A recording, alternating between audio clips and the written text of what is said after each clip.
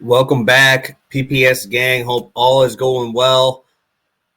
We are here for the 22nd of December plays of the day, only going to college basketball for today's slate.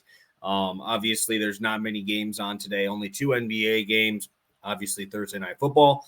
But we got a lot of college basketball games all throughout the day. So I'm hoping you guys can get to watching this early because I know one of these plays will be pretty early in the day. But before we get started, if you could smash that like button, I really appreciate it. And let's get right on into it. Recapping last game, Lauri Markkanen is an absolute savage. Came through for your boy here fairly easily. Cleared it on points. He had 19 points in the first half.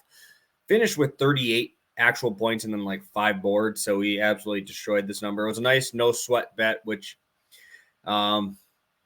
right now in the NBA with blowouts is actually very hard to do to get these no sweaters because there's just been blowouts on blowouts on blowouts. And it's killing a lot of props. Luckily, we were able to get there on our last one there. But two college basketball plays here. And let's get started with a team we haven't backed in a little bit. I'm heading back to Colgate and Cornell for this one. First half over 75. This is over on DraftKings at the moment at minus 110. And there's a lot to like here. Obviously, we backed Cornell earlier. They really didn't help us too much. But throughout the last couple games here, Cornell has really found their footing, especially in the first half. Cornell, so far this season, ranks 8th in the entire country in points per game in the first half. They're averaging 41.2. And over the last week or so, we've seen them, their last game, they had 47 in the first half. And over their last 3, averaging over 45 points in the first half. Colgate's a little bit worse, 37 points per game in the first half.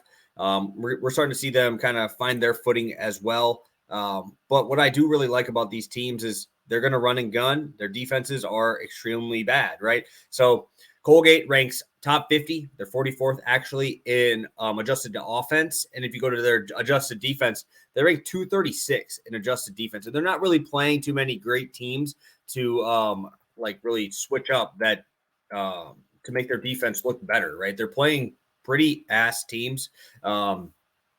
Their ranking on adjusted offense is like mid 200, so obviously not very good.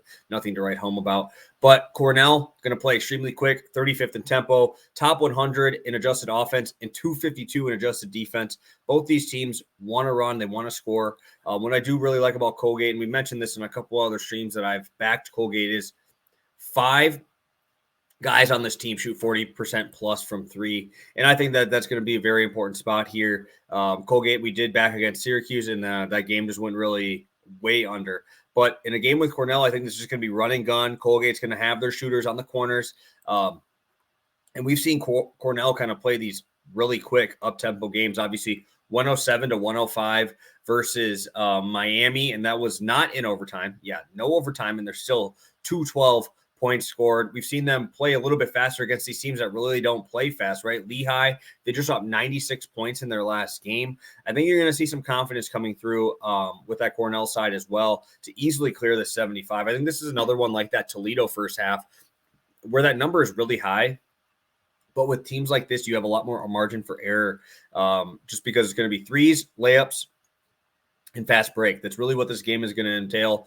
And I think it's going to be a fun matchup if you want to watch. I believe it's an ESPN Plus game. I think it'll be a fun game to watch if you're a college basketball nut that wants to just watch some fun basketball. This is like what we talk about on Pass the Prop, where it's 2 teams, obviously not great, but very fun game to watch, a good game environment for obviously not props, but plays in there for the overs. Second play, 1.5 unit play. I believe this is my first 1.5 unit team total that I've had. I've obviously had Marshall because they're the best. But I'm heading to Wright State today, Horizon League.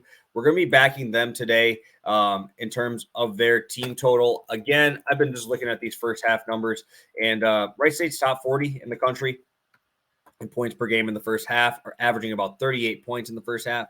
And they're a very deep team, averaging 78 points per game, but they got 4 dudes over 10 points per game, all of them playing mid-20s. Obviously, their number one guy is averaging 32 minutes in Kelvin there. But they're able to score inside and out again. They have bigs. They have snipers. Obviously, Noel shooting 44% from 3. is going to be an important piece in this game. What I really want to do is really fade this Miami of Ohio team. It's their defense ranks last in adjusted defense, 354 in the country.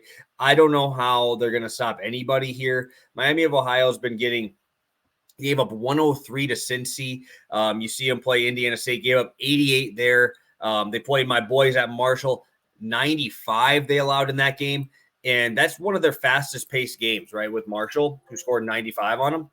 And Marshall ranked 62 in adjusted offense. And obviously Wright State is not as good as Marshall, but their pace is right with them. They're actually faster than Marshall in terms of pace. And I think we could see a type of game like that where Miami is more willing to run with these guys because, their offense is not as good as Marshall's, but it's going to be quick. It's going to be fast. Obviously, 95 points is something you do not want to see on defense as you see them give it up. They've given up 95 plus in 3 games this year, which is really, really, really bad. And obviously not playing the greatest talented teams outside of they had one game against Cincinnati. Like I said, we had 103, and then they gave 86 to Indiana, and that team is very slow, but obviously extremely efficient here. I just think Wright State has the advantage everywhere here. I was surprised to see this number so low.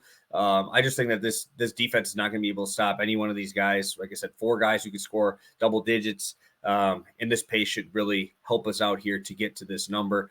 I was surprised at how close the spread was.